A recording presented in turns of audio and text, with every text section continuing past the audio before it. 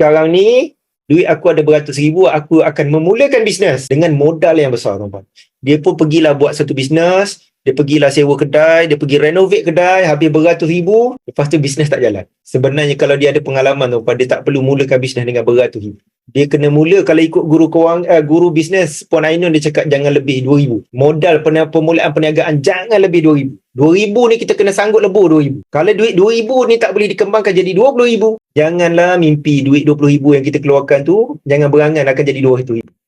Sebab kalau duit kecil dia tak boleh kembangkan jadi besar, jangan fikir duit besar boleh kembangkan jadi lebih besar. Saya membina kekayaan hari ini, tuan-puan, bermula dengan modal RM400 20 tahun yang lalu. RM400 rolling lah dengan duit 400 tu. Pergi berniaga, ambil produk jual, untung simpan. Pergi ambil produk jual, untung simpan. Habit yang betul. Dapat 100 sebulan simpan, tuan-puan. Saya simpan. Kenapa ramai orang berniaga tak kaya-kaya? Sebab dia tak simpan. Alah, 100, 200 je sebulan. Tak simpan. Lepas tu, lepas berniaga setahun 2 tahun, tak untung lah berniaga. Pergi berniaga benda lain.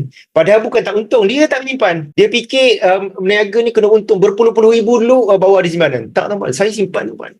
Untung simpan. Hinggalah duit 400 saya, tiba-tiba saya sedar, bermula dengan 400, duit saya dah ada 7,000.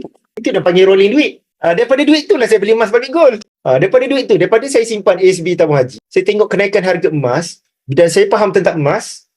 Duit kita selamat daripada inflasi, selamat daripada risiko ringgit, kejatuhan ringgit, ada kenaikan lebih baik daripada dividen SB tabung haji. Itulah saya beli emas.